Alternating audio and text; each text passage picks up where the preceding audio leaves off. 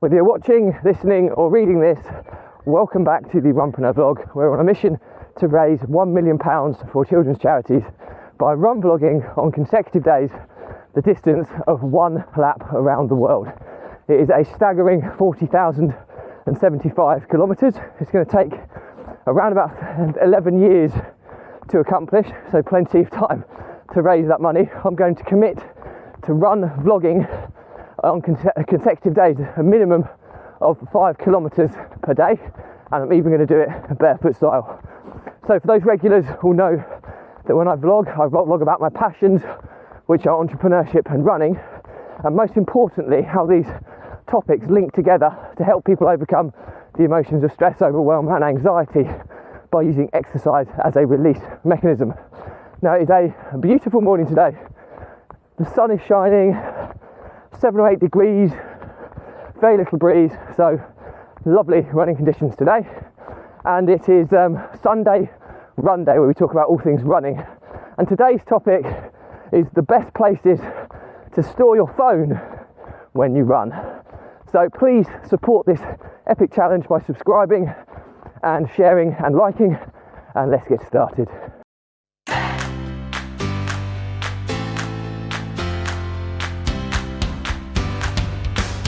So, the phone, our smartphones, are such an important part of our daily lives these days.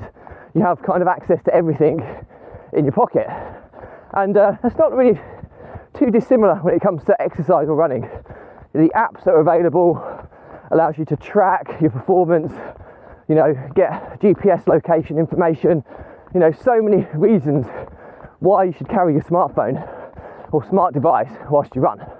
If you want to track your performance and improve, you need some program to do it. And so many of these apps are completely free these days.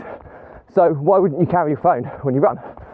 Okay, so that's kind of the general consensus of why people carry their smartphone is for one of those reasons. Location related information, so they don't get lost, maybe for emergencies they want to call, maybe for tracking their performance and improvement levels. They need the ability to do that, and our smart devices these days has the capability to do all those things and far more.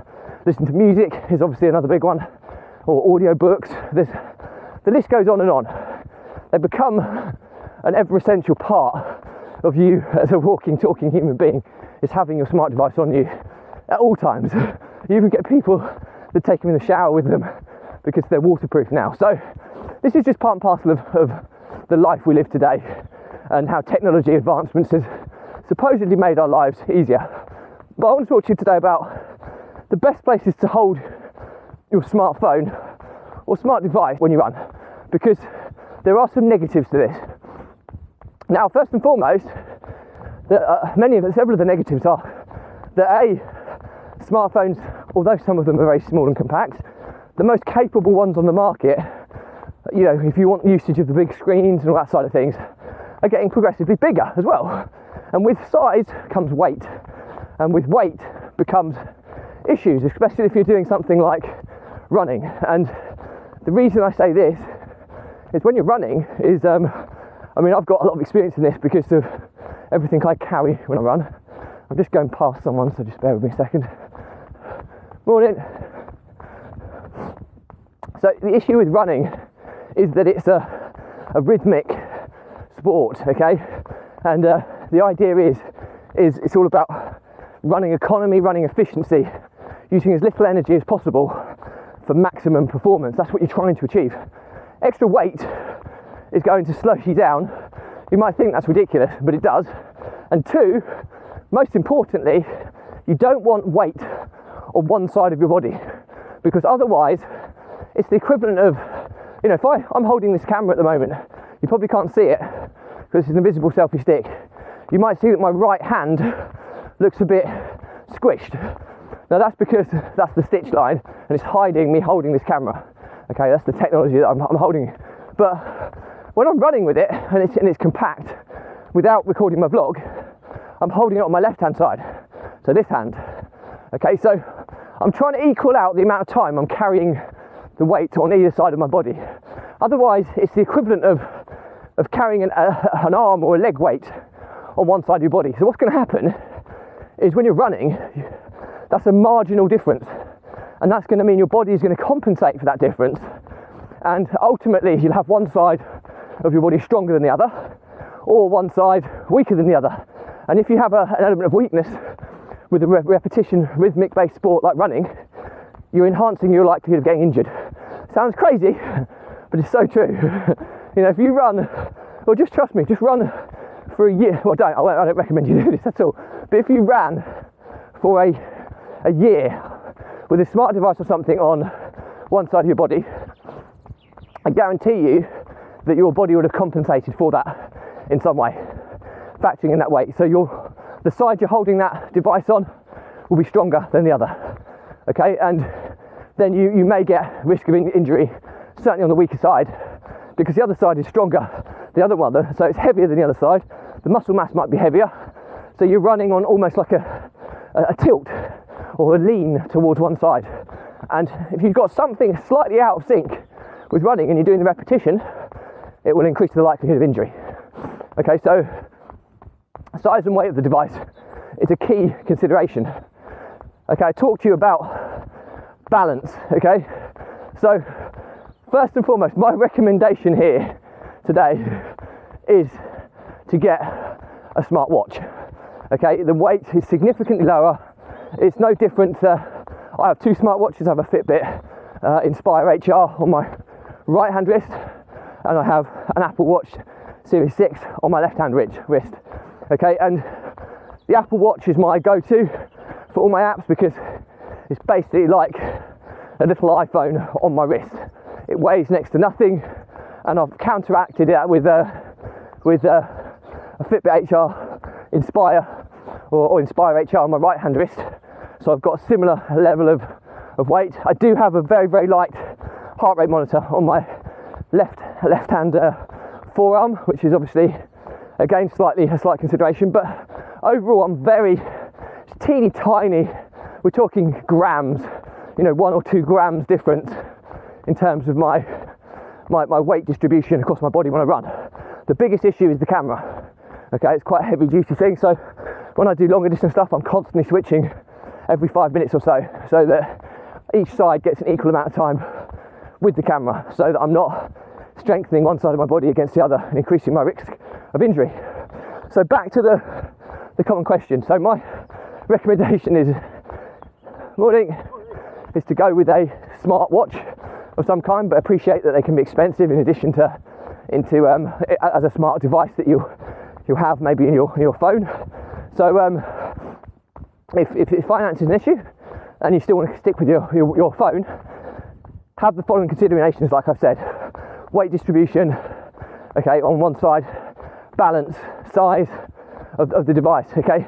So the other considerations you need is, are you needing to see the screen of your smartphone? Okay, that's a big one. You might want to see to turn, to flick songs on, or it might be that you need it to look at a map or some kind. So the first question you need to ask yourself: do you need to see it? Because if you do, that eliminates lots of places you can store a phone. I mean, you see loads of people have them on, arm straps, okay? Again, I've used them before.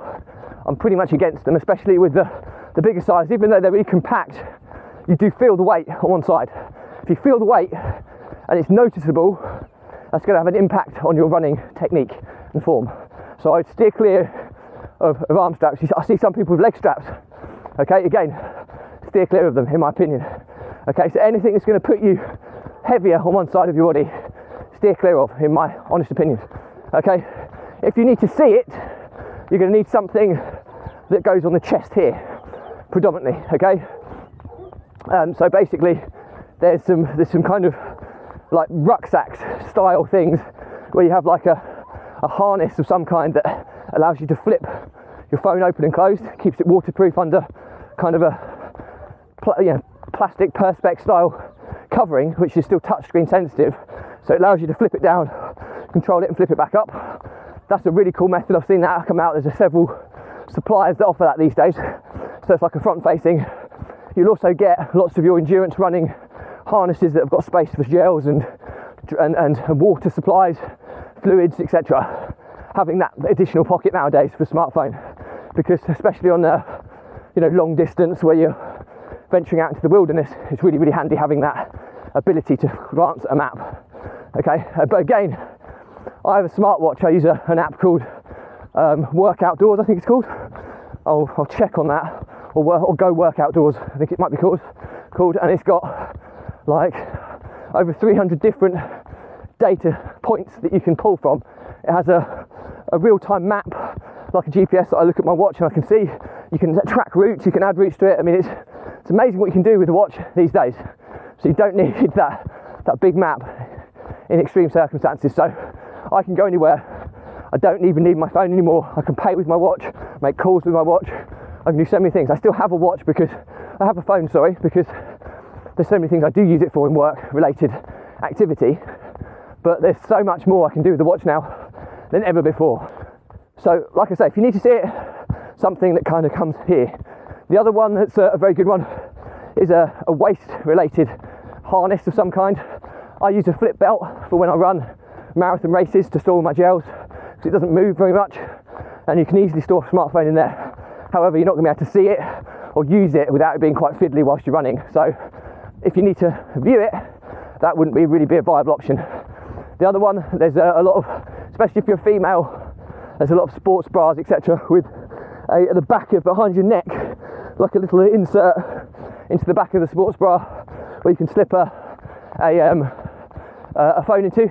In fact, that's a really cool place to have it, because again, it's high up and it's not pulling your weight in too many situations. If you've got the chest is probably the optimum, because the running performance, your perfect form is you're supposed to be leaning slightly forward over your knees, okay? So not too far over your knees, but slightly ahead, so you're almost leaning forward, getting pulled very slightly forward when you run. That is the perfect stance. So if it's in your back, it might be pulling you back a little bit. If it's on your chest, it'll probably be giving you a little bit of extra pull to forward. But again, you have to watch out any strain on your back or front muscles, depending on where you have it as a consideration. Waist is always a good one, because generally it's a really solid core part of your body, and you're kind of very centrally, it's like the pivot point of your body, so you're not going to get much pull in any direction there. So for weight distribution, it's probably the best in your waistline. For usability, your front or your chest, back is another viable option as well. The other one is you often get behind your shorts, you get at the back of running shorts, you get a zip pocket that's usually made to host a smartphone. So again, you don't need a waist harness. You can slip your phone in there nicely, and again, it's around your waist, so the weight distribution is going to be really good. It's not going to cause you too much adverse issues when you run. So behind, just above your backside is normally a little pocket on decent running shorts that will store a smartphone. And again, one thing you want to worry about on your waist and your backside is to make sure that it's really tight and compressed, so it doesn't move around a lot. Otherwise, it feels like you've had a big meal and your meal's wobbling about whilst you run, which is a horrible feeling and sensation. So make sure it's tight fitting in that situation. So I think I've covered most of the places now that you can store a phone, and what I would steer clear of and what I would advise. Always less is more with running. The less you're holding or carrying, the better, in my honest opinion. And smartwatches these days, there's very little you can't do from a running perspective. That I can't think of a single thing that I would want from my watch, from my phone, that I wouldn't have on my watch. I mean, you could say, it'd be cool to run and have a look at my social media. I can get my social media messages. I can't necessarily scroll social media on my watch, but so that's maybe one thing. But I don't use that much social media, so it doesn't really affect me, other than for business purposes. So I can't really think of any other thing that I'd need that a smartphone would give me over my smartwatch. All the sensors I'm getting from my watch. The only thing I do use is an external heart rate monitor, because I find the accuracy of a wrist-based heart rate monitor on a smartwatch not as accurate. And if you're heart rate training, accuracy is really, really key. But again, that's not going to make any difference, because a phone's not going to give you that at all. A watch can monitor your heart rate, a phone can't. So again, there's another reason to potentially use a watch over a phone. But like I say, a lot of beginners in particular will run with phones, so it's just important to take these considerations when making that decision of what you're going to purchase in terms of clothing to carry your smart device with you. So I hope that's been useful. I've told you about the reasons people are generally going to be carrying a smart device when they run, some of the reasons why they do that. I've talked to you about the issues around carrying a smart device and the considerations to take into when making that decision on how you're going to carry that smart device. I've also explained what I use and my experience. I've tried smartphones and I now have a setup that's very minimalistic but super capable, which I love to use when I run. So hopefully that's really useful. Hopefully it's given you a lot of food for thought, and hopefully, you never know, I might have contributed to stopping future injuries, which would be an amazing thought. So anyway, that's pretty much it for me today. If you've got any questions on this stuff, drop me a comment. I'll respond to every one. If it's a bigger topic, I'll do a separate vlog episode and I'll tag you in. Please check the links in my bios to keep up to date with this epic fundraising challenge to raise £1 million for children's charities by run vlogging on consecutive days, the distance of one lap around the world. And support it as best you can. Even if you can't support it financially, subscribe to the channel. Even if you don't watch it, subscribing increases the reach, which means I can reach more potential people who are going to financially support the challenge. So sharing the content and subscribing can go such a long way. So any help you can give, I would truly be grateful. And all I have to say is that the content I vlog about is always geared around entrepreneurship and running and how it links together with helping people overcome the emotions of stress, overwhelm and anxiety by using exercise, or in my case, run vlogging, as a release mechanism to help people deal with the daily, weekly pressures in the form of stress and have this ability to kind of process what's happened, clear their head, gain clarity, refocus and move on. If you don't have that release mechanism, it's like pressure building up in a pipe. And in this case, if you don't release the pressure, those stresses will evolve into overwhelm, because you're going to get more and more stresses being added to your head every single day. And at some point you'll get overwhelmed, where you've got too many things going on and it almost causes you to have a seizure, where you freeze, you've got too many things going on, you don't know where to start, and you procrastinate. And then very quickly it will evolve to panic and anxiety. And when you're at that stage, you're flirting with the edge of mental health issues, which clearly we want to avoid. And in this scenario, if you don't release it when you get to panic stage, the pipe's going to burst, okay? When the pipe bursts, that is mental health breakdown, okay, which clearly we want to avoid. Now, I've been there, okay? I've lost multiple businesses because of these reasons. I've lost business partners. I've almost been bankrupt. And it is the darkest place you can possibly go to, and I wouldn't wish it upon my worst enemy. It is so horrendously bad. And there's no coincidence that since I found my release mechanism, which is this running vlog, okay, over the past 12 months, as I'm approaching my 1 year anniversary, I've made more progress in all facets of my life than I have done in the previous 4 to 5 years. Okay, so there's so much social proof this stuff works. And my pledge to you is that if you are struggling with this, drop me a message, okay? At the moment, I'm offering one-to-one support to people. So if you're struggling with this, there's no catch, by the way. Runpreneur vlog is not for profit, so there's always free. So we'll jump on a call. I'll give you a step-by-step guide on how we can get you back on the right path. Okay, and I know this stuff works because I've helped hundreds of entrepreneurs over the years do exactly that. Okay, so help is always available. It's often for free. You just have to be prepared to ask, and it's often easier to ask a stranger than nearest and dearest. So please know that that option is there and available to you should you need it. So that's pretty much it for me today. As always, please check out the links in the bios. Support the challenge, even if it is just subscribing to the content and sharing it. It doesn't have to be financial, although financial donations are super important when you're trying to reach £1 million, but just help any way you can, support the challenge, and we can make a massive difference to the children's lives that need it the most. So that's it for me today. I'll leave you with always, stay positive, stay happy. I'll see you tomorrow.